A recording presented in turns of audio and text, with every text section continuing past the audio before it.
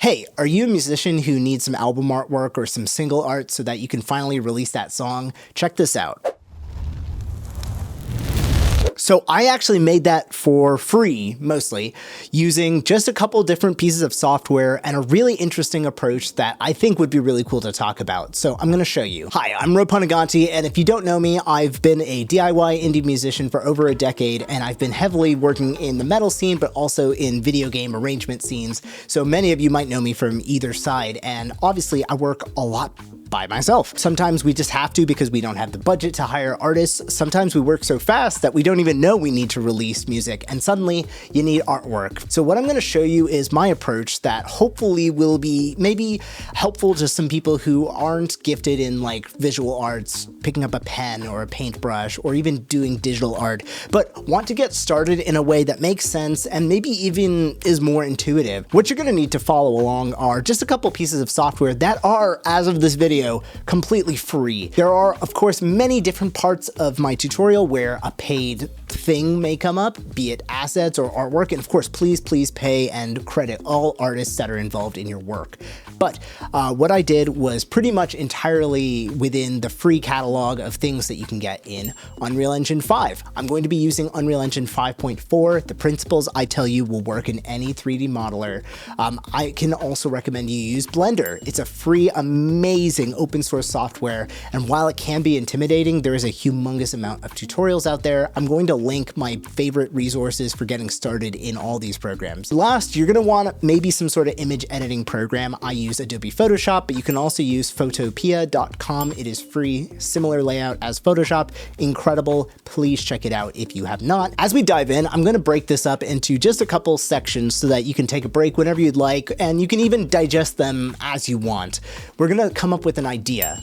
Then we're gonna try to scope out that idea in whatever program we need. And then we're gonna have some finishing touches that just make it a little bit more interesting. And then you're done. You made album artwork, and you may not think of yourself as an artist, but you know what? Now you are. If you've decided to do Unreal Engine 5, then go ahead and make an Epic Games account, download it. I don't think I need to make a tutorial on this. I'm going to link some really good, like basic Unreal Engine tutorials that I've enjoyed, just in case you want to get your hands dirty and get a little bit more detail. The Epic Games launcher is going to tell you all the latest news and all the cool stuff that they're creating there, and some also really cool featurettes and spotlights on all of the people who are making games with it, but also people who are making visuals, cinematics, maybe album art.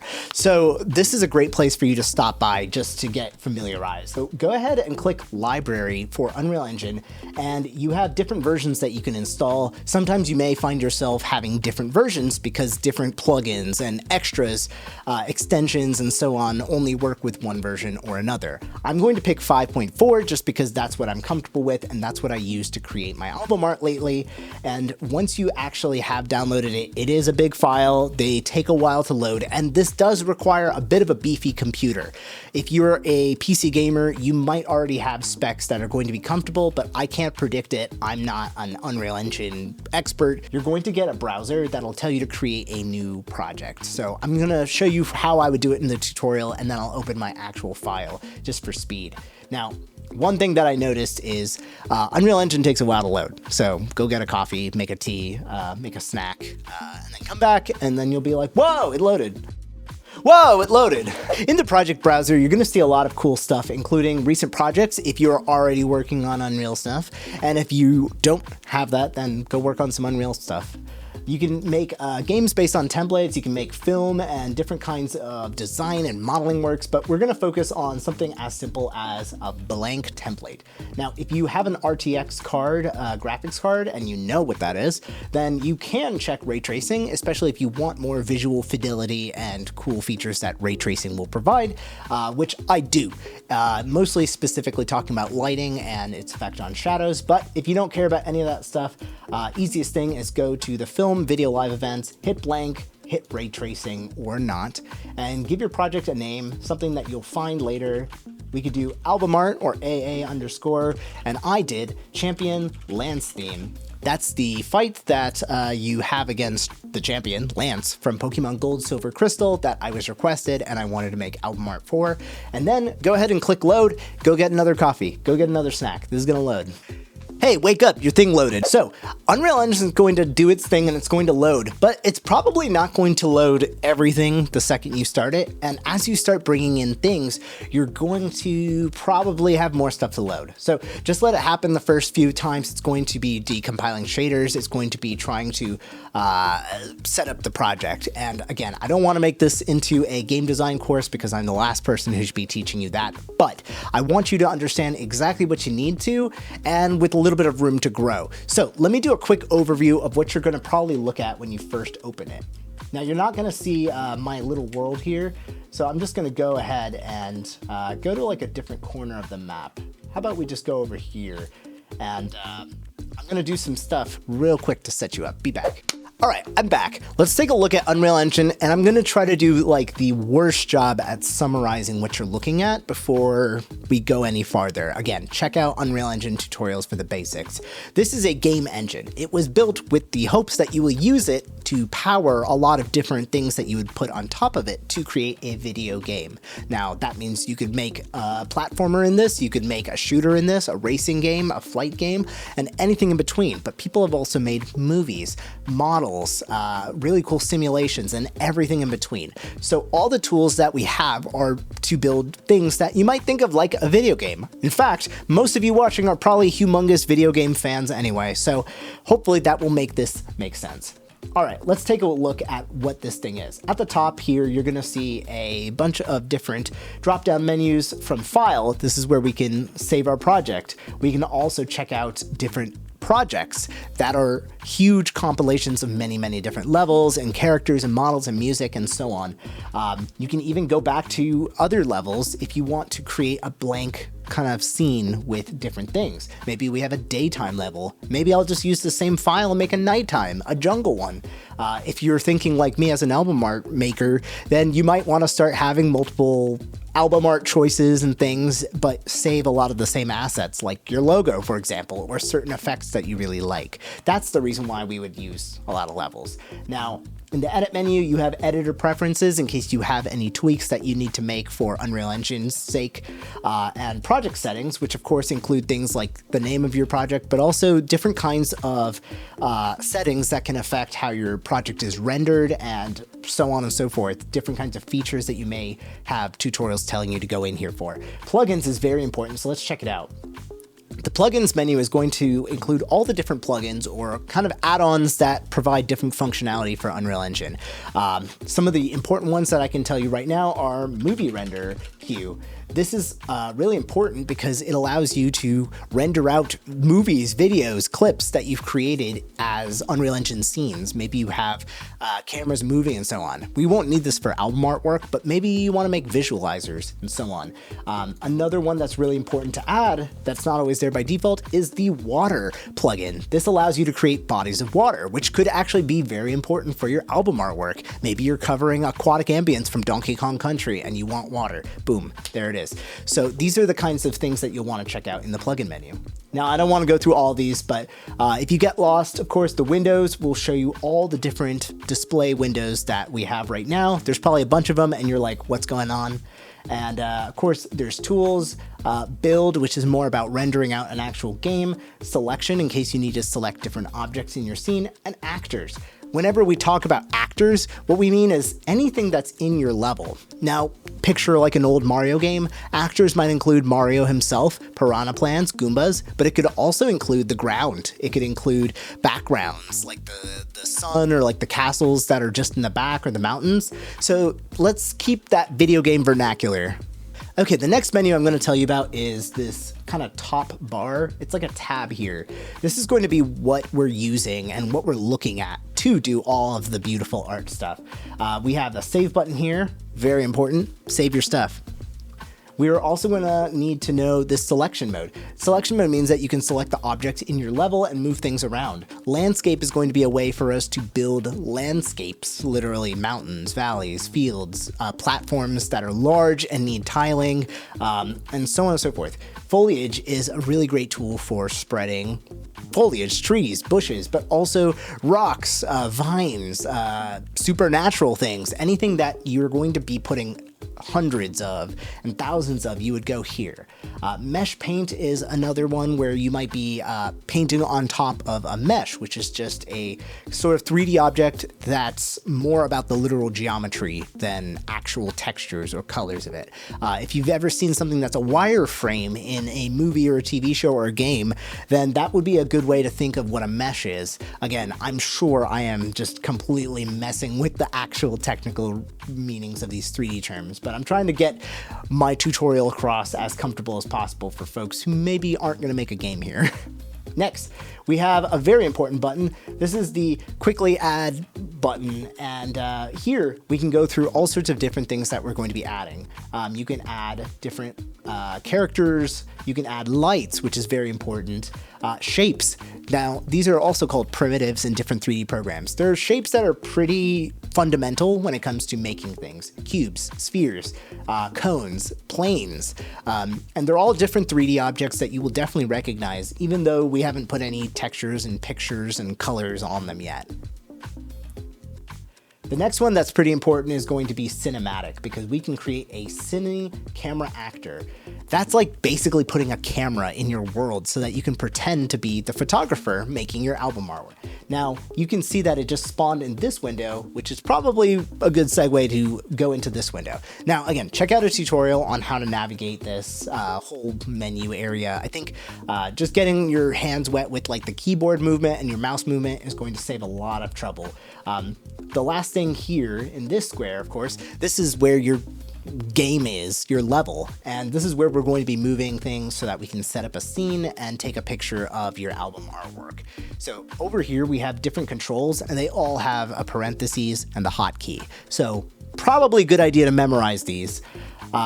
We have the translate button right now with the W. If I hit E, we can go to rotate. So you can already get used to scaling, rotating, moving, and then just selection with some pretty comfortable QWER hotkeys. Next, we have things like snapping. Snapping is what literally moves things in a nice, neat, numerical way. So if you want something to move only 100 units to the side, it's a good idea to have snapping involved. Now, you can take it off with this if you want to get precise and move things in a very fine way. You'll want to get used to that. And the same goes for rotation and scaling up. Now, this last one, camera speed, is really useful. If I lower the camera speed a lot, then I can move very slowly. And then if I hold my right mouse button and scroll, I can actually increase the camera speed and go zipping around in case I have a very large scene. That's pretty much what you're going to need to understand about this view. The bottom is called the content browser. This is where we pretty much have our file structure, so we can throw in 3D models, you can throw in different effects, and all of your plugins and add-ons and mods and things are going to populate here, and that's our tool chest. That's where we're going to start pulling things out to create our album artwork. The right side is called the outliner. Now, if you've used Unity like I had, you should hopefully be familiar with what this is. It's basically a nice organized list and hierarchy of what's inside our project, and the most important thing, I think, is whatever you're gonna create, you're gonna wanna create it from scratch here and put it into folders. So I have a couple. One is building, and this is the building that I've created to create my actual artwork that I've already done. So if I hide this, now you can see all the elements inside kind of exposed. And in that artwork that you've seen at the beginning of this video, and I'll even put it up as a reference, this is where all the magic happened. But how did we create this building out of nothing? Oops. There we go. Well, just so that you understand kind of the basics, when you create this world, you're gonna see something like an atmospheric fog, instance foliage actor, stuff that you may not know or even need to know yet, and sky sphere. For my particular idea, step one, I wanted to create something that's like a gym battle, kind of like in Pokemon games, but I also needed to borrow some reference. So I pulled up a reference from the fight against the champion Lance, and I wanted to see if I could get something that's kind of close to it, but again, not use any Pokemon assets or anything that does not belong to me. I don't want to get in trouble. So the idea was to make a square room and then have some sort of like gym floor and then have maybe Pokemon fighting, but you can't show Pokemon. So just maybe their moves, the fire, the nature elements. And then I always put my logo in the center of the artwork just as like this nice subtle thing that always reminds you that I made it. So that's the idea in my head. I recommend you draw this out on paper, especially if you're starting out, because it's easy to forget things and kind of lose track, and it's nice to have a reference to go back to that you think is going to be the final thing. What we can do is let's try to recreate what I did, but from scratch over here next to it. So I'm gonna fly over next to it, and as I think of my idea, I'm starting to get ideas of how to go to that picture, that final image. So I know that we just created this camera, Cine Camera Actor 1, or 2 rather. So we're going to hit pin preview here, and that's actually going to give us a real-time preview of my my image. What would be, what is the camera shooting? So obviously it's really high up here.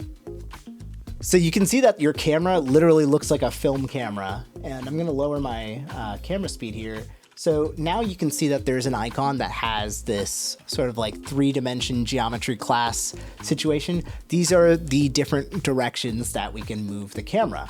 And as you would with a video game, maybe you would move your main character into place, but we can move the camera, and that's what you're gonna actually see printed out when we render our album art. So I'm gonna turn him over, and what we can do is in this outliner, we can actually adjust some of the settings of each object as they're highlighted. So I can select the cinema camera actor and set it to look 90 degrees.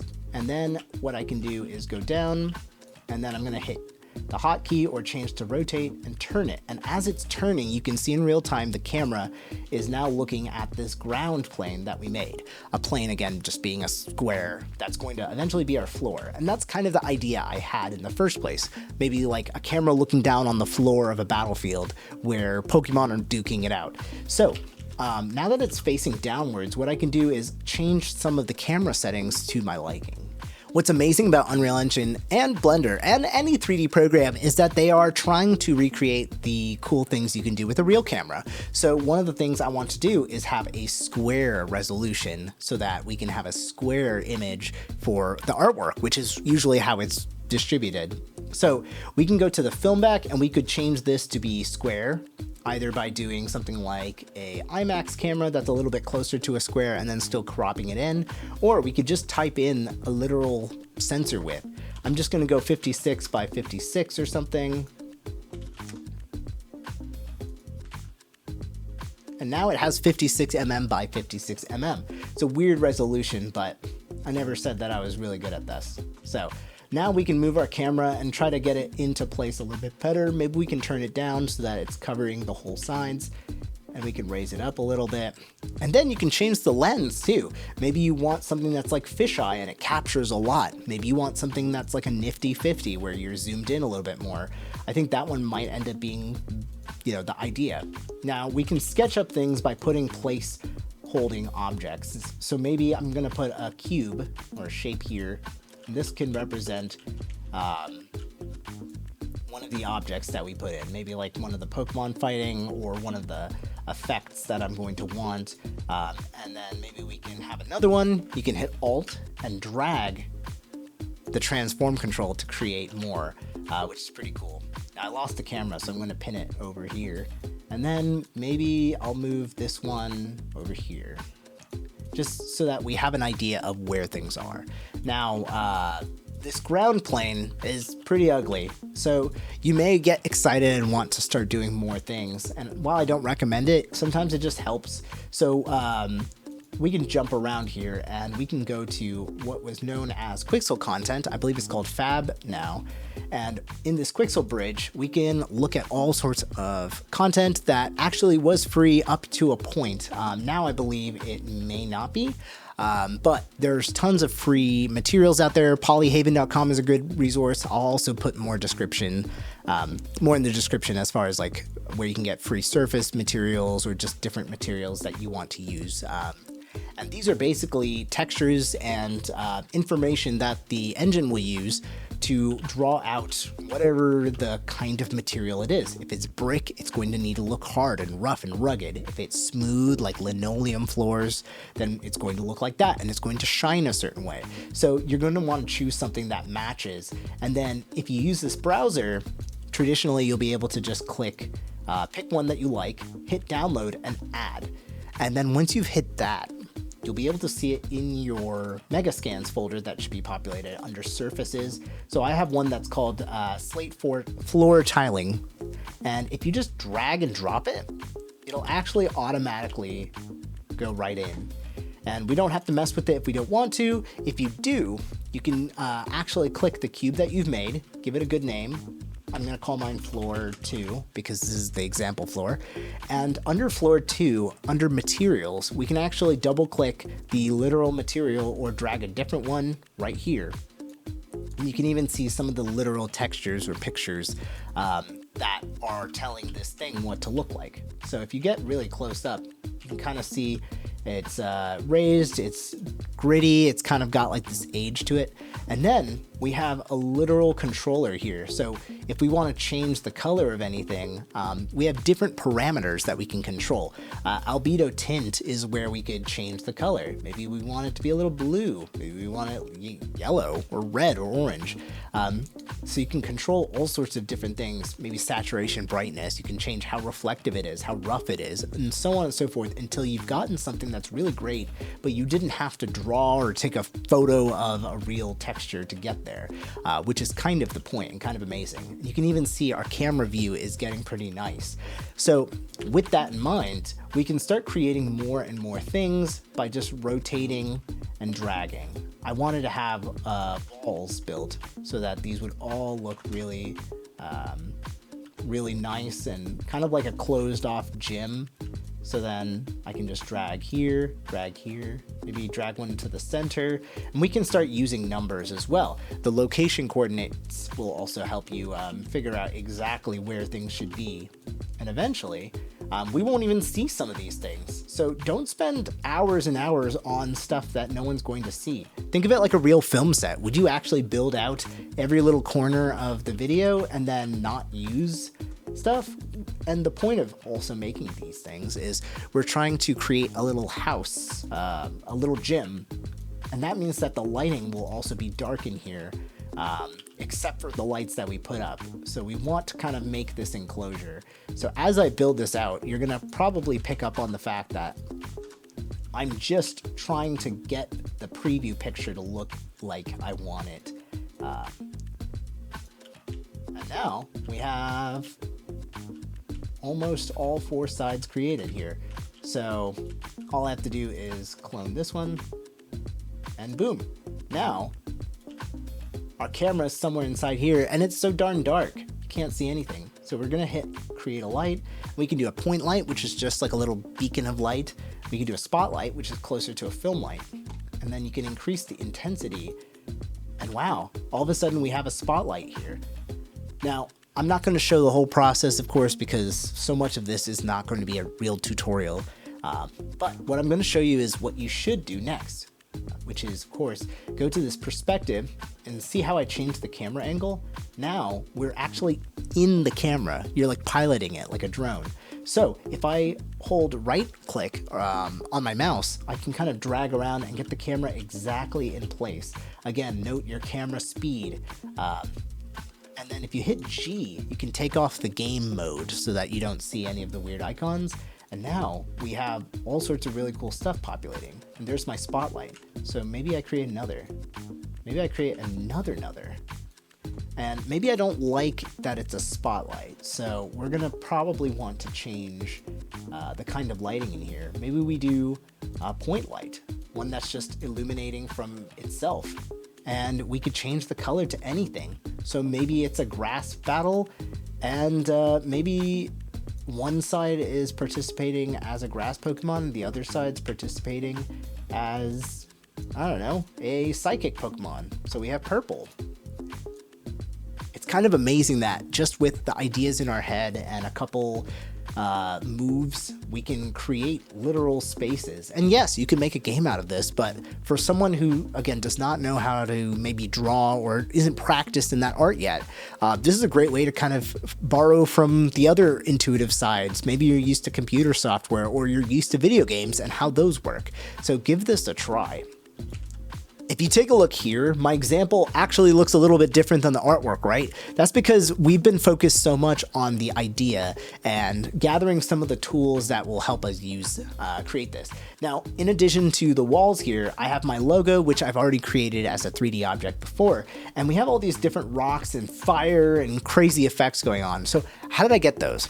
Head back to your Epic Games launcher, and if you go through Fab, which is the new browser for different extensions, you can actually find some really great things in the browser. Freebies, things that people have been using for effects, for VFX, for flames, for water, for what have you, magic. And all you have to do is add them, download them, paid or free. And everything I used here was, of course, free, except for my original commission logo. And they will show up in your Fab library in the Unreal browser. Now, not all of them will work with whatever version of Unreal you're using, so please, please, please double check that it will. Oftentimes you can use them on older versions, but you can't always forward to the new versions. It'll just depend. Some of my favorite ones that I've even paid for are like Easy Fog, a great way to add just a little bit of quick fog to any scene and add a little bit of moodiness. I have a lot of different things that have been free from Epic itself, and then a lot that have been created by awesome creators. So I'm using the Realistic Starter VFX pack for some of my flames, the VFX Volume 2 Fire and Flames, which is also really useful for getting some of the embers in my shot, as well as the Mega Magic VFX bundle that I believe all of these were free when I downloaded them. And this allows me to get all sorts of different elements of Pokemon scattered around my scene. And then what you end up with is just a crazy random kind of looking thing that's almost there, not quite. Check out what I did in the camera scene and you'll actually get a better sense of what it takes to make this kind of picture. If we scroll down here, there's a lot of post-processing, or basically different effects and color grading and things that will make the shot look the way it does. One of them is bloom. So if you notice, the fire edges get suddenly a little bit softer because of a blooming effect, something that you actually might see depending on lens or lens filter choice. Same with I also added chromatic aberration. It's something where the colors, the red, green, and blue in your shot will start to separate ever so slightly, and you will notice that in different digital or even analog processes. Another effect is lens flares. Who doesn't love a good lens flare? Lens flares are really great because they can also add a sense of realism and also just a sense of depth when it comes to seeing the effect light might have on glass, and just reminds you that there is interesting light there. Now you can go overboard with this stuff, so use at your discretion. There's a little bit of vignetting where you have a little bit of darkness on the sides. Again, it's a great way to help focus on the center, but it can be extremely distracting if you use too much of it. I add a little bit of sharpening, even though it's a digital image anyway, just so that we have all the detail possible punching out of the image, and I'll try to soften things later. Once you're happy with the shot that you've created in Unreal Engine, it's as simple as going to this 3-line button and hitting high resolution screenshot.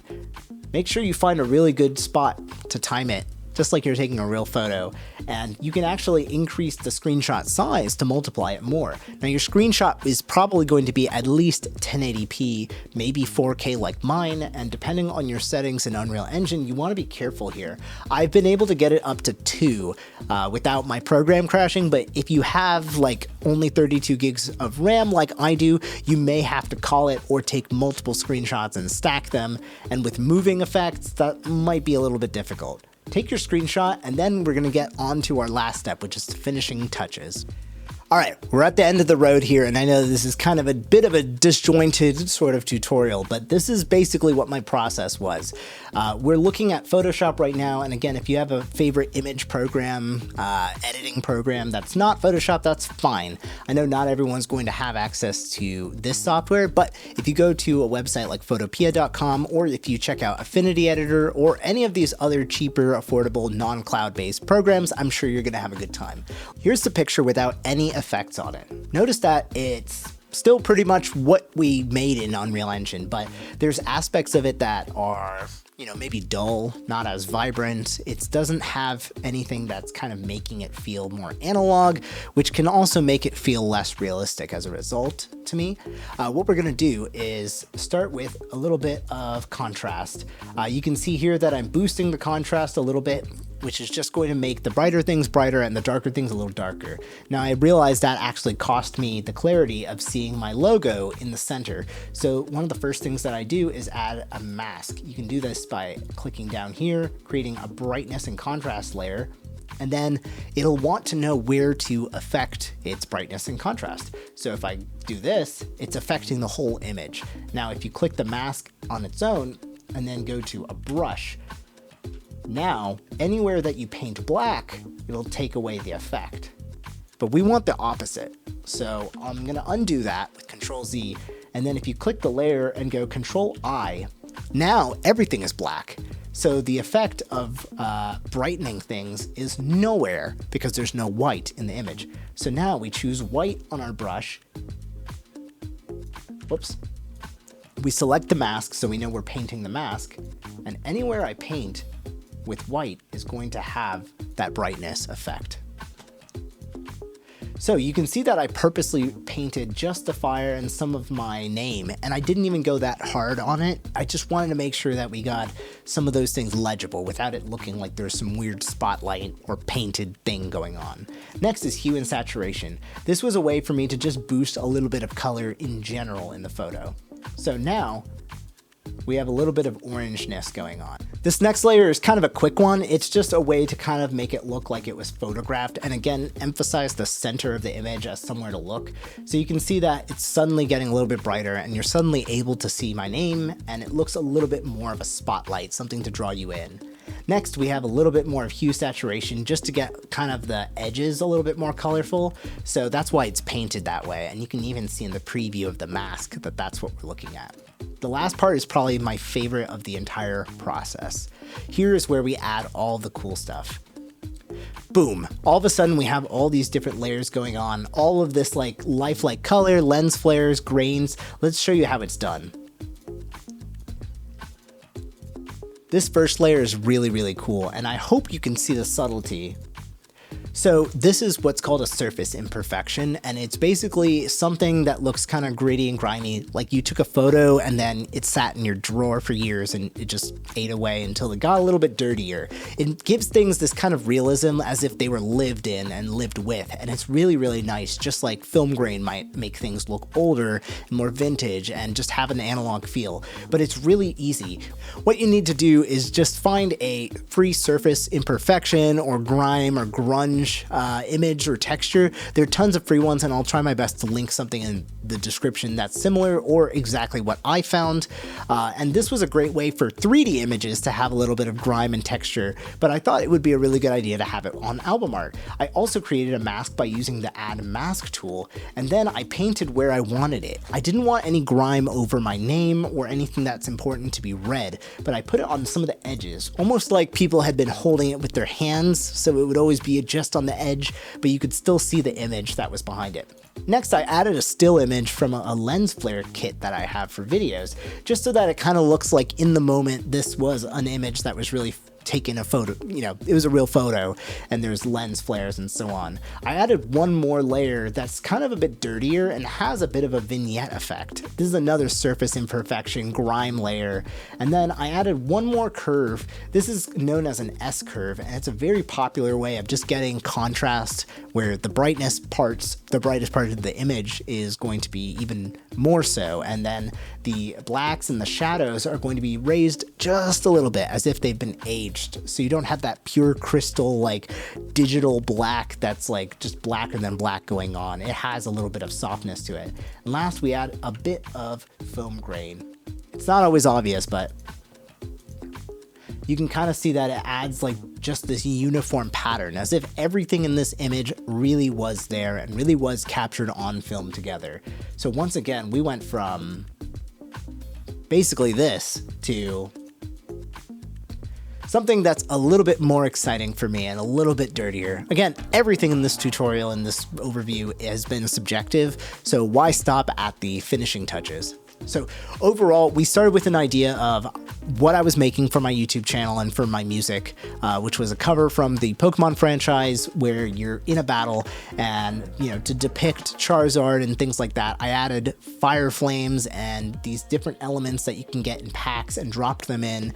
And then we put it into a photo editing software and mixed it with different free assets and different free kind of grunge materials and things, so that the end result is basically something that is more than if I had just doodled it, and certainly more than if I had to use stock photos or, you know, pictures from my music video in my room, things that maybe don't have the same level of excitement and connection to the source material.